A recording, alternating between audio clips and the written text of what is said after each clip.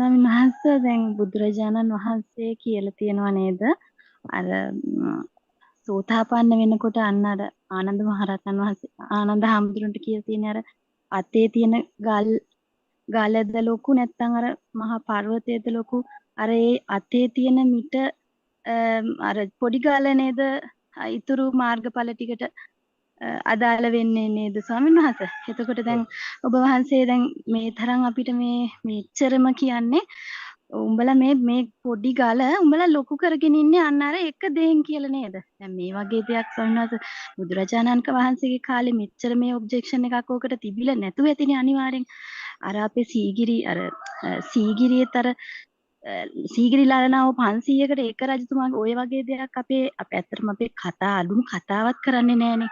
ඒ වගේ දෙයක් නේද ස්වාමීන් වහන්සේ අපිට නිකන් අර ඒ කාලේ ඔහොම දෙයක් කියනකොටත් නිකන් අර කුණුහරුප විදිහටනේ හිතන්නේ නේද ස්වාමීන් වහන්සේ. ඒ වුණාට ඇත්තටම මේ වගේ සංස්කෘතියක් අපිට තිබිලා තියෙනවා මේ 1948ට කලින් කියලා නේද ඔබ වහන්සේ මේ තරම් මේ කියන එක මේ තේරෙන්නේ නැතුව ඉන්නේ ස්වාමීන් වහන්සේ. ඔව් මෙහෙම සංස්කෘතියක් කලින් තිබිලා තියෙනවා. දැන් මේක සංස්කෘතිය ප්‍රශ්නයක් නෙවෙයි. දැන් හදලා තියෙන සංස්කෘතිය කියන එක බුද්ධ ශාසනය හරි ලංකාවට හරි ගැලපෙන එකක් නෙවෙයිනේ. ඒක ඔය යටත්විදවාදීන් ආපු සංස්කෘතිය තමයි අවසාන අපිට ඉතුරුලා තියෙන්නේ. මොකද සංස්කෘතියේ පැත්තක තියලා දැන් වෙලා තියෙන මේ ධර්මයේ තියෙන කොටස් වලට වඩා ඒ පිරිසට ඒ සංස්කෘතිය ලොකු වෙලා. මොකද ඒකත් හේතුවක් තියෙනවා. ඒ කෙලස් කොට වැඩි වුණාම පුංචි කාලේ ඉඳලම අපි කෙලස්නේ වඩලා තියෙන්නේ. දැන් මීට කලින් මහත්තයෙක් එයාගේ අම්මා වෙන කෙනෙක් අනියම් සම්බන්ධයක් තිබුණා කියලා දැක්කට පස්සේ අම්මත් එක්ක දැඩි වෛරයක් හටගෙන. හැබැයි අපිට පුංචි කාලේ කියලා දෙන්න දුන්නා මේ අම්මලා තාත්තලා කියලා කියන්නේ මේ අනියම් සම්බන්ධ තියෙන කට්ටිය. එහෙම නැති කට්ටිය නෙමෙයි. ඉතින් ඔහොම කියලා දීලා තිබුණා ඔහොම ප්‍රශ්නයක් එන්නේ නැහනේ. ඒතර මේ ලෝකේ ධර්ම විදි අපි දන්නවා. ඇත්ත විදි දන්නවා. දැන් අපිට කියලා දෙන එහෙම නැති නෑ සුද්ධවන්ත මහා නිකන් මේ ඒ කියන්නේ බුදුරුණට වඩා මහා මේ සුද්ධවන්ත විදිහට තමයි මිනිස්සු පෙනී ඉන්නේ. මොකද එහෙම වුණාට ඒක ලෝකේ එහෙම නෑ ඇත්තටම. ඒතර මේ ධර්ම විදිය දැනගත්තාම දැන් ඒ ධර්ම විදිය පිළිගන්න කැමති නෑ මොකද අර පරණ සංස්කෘතික ඒවා ගොඩාක් කාලයක් වඩපු නිසා. ඒතර මේ ධර්මයේ තියෙන කැලල වැහෙන්න ගන්නවා අර ගත්තව මිත්‍යා දිට්ඨිය නිසා යාගේ. ඉතින් ඒතකොට එහෙම වෙන්න පුළුවන් ඉතින් මිනිස්සුන්ට ඒවා තේරෙන්නේ නැති මිනිස්සු ඉන්නවනේ ලෝකේ. මේ ලෝකේ බුදුබණ තේරෙන්නේ නැති කට්ටිය ඉන්නවා. ඉතින් එහෙම ඉන්න ඕන. ඉතින් ඇත්තට මෛත්‍රී බුදුහාමරගේ බණ අවරණ තියෙනවනේ ඉතින්. ඒකට ඔය ඒක නිසා ඒක මහා අමුතු එකක් නෙමෙයි ඉතින් කාලයක් මේ මෙච්චර කාලයක් එහෙම කෙලසක් ලොකුවට ඒ කාලේ ආයට එහෙම තිබිලා නැතුව ඇතින් නැත්තම් ස්වාමීන් වහන්සේ මේ තරම් ඔබ්ජෙක්ෂන් එකක් දැන් මේකට මේ තරම් එන්න විදිහක් නැහැනේ මේක මේ අලුතෙන් මේ තරම් මේ කේන්තියක් මේ මෙච්චර කේන්ති යනවා කියන්නේ මේ වගේ දෙයකට අලුතෙන් නිර්මාණය වෙච්ච කෙලසක් වගේ නේද මේ මෑත කාලේ එකක් නේද මේක දැන් ඔය කෙලස් ටික තියෙනවා දැන් ඔබට වෙලා තියෙන මේ නිරපේක්ෂක අහන කට්ටිය මේ 100.1ක් විතර දැන් වුණා 5-6 දිනකට ඔහොම එලා ඇති. ඉතින් 5-6 දිනකට වෙලා තියෙන මේ ලක්ෂ ගාණක් කියන එක තේරෙන කට්ටිය ඉන්නවනේ. ඉතින් මම කියන්නේ මේක තේරෙන්නේ නැත්නම් එයා එතකොට මේක නැතුව මේක දාලා යන්න වෙන කොහෙද ගිහිල්ලා අහගන්න. ඉතින් වෙන කොහෙද තව තැන් තියෙනවා අහන්න දෙයක්. එහෙමයි සම. ඔය ඒක මම එපා කියන්නේ වෙන කොහෙද ගිහිල්ලා. ඇත්තටම මේ අත්දැකීමක් තියෙනවා මේ අම්මත් සම්බන්ධව. අද මේ වෙනකොට ඇත්තටම මම ගොඩක් දුක් වෙනවා. මොකද මට අවුරුදු 13න් විතර මගේ කෙනෙක් ඔළුවට දැම්මා. ඔයා නිදා ගන්න එපා. ගෙදර තාත්තා නැති දවසට නිදා ගන්න නැතුව ඉන්න ටිකක් හැරගෙන ඉන්න. එහෙම කියලා එක්කෙනෙක් මගේ ඔළුවට දැම්මා සන්නහස.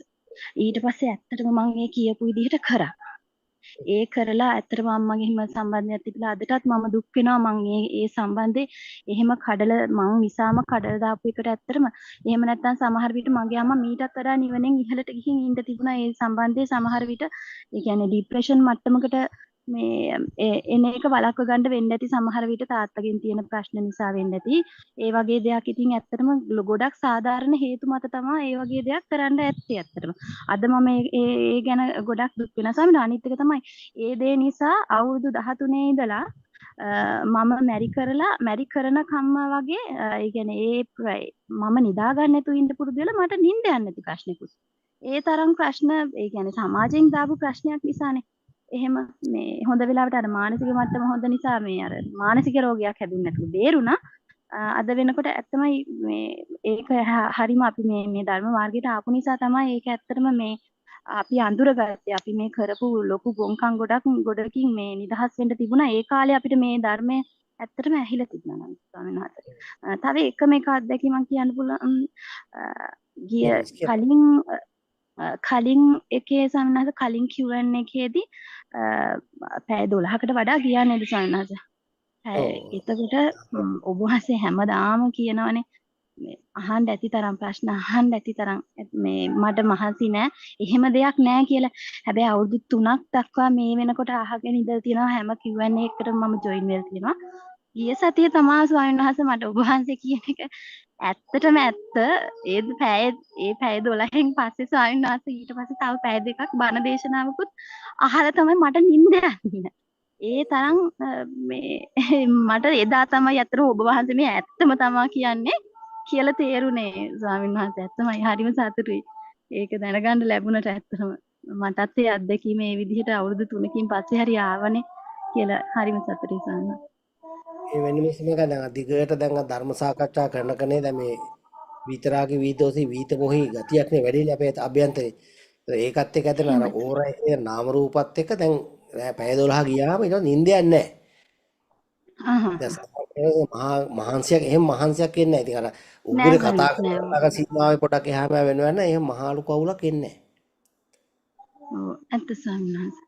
ඔව් එච්චරයි ස්වාමීන් වහන්සේ. බොහොම පිං ඔබ වහන්සේට. තෙරුවන් සරණයි.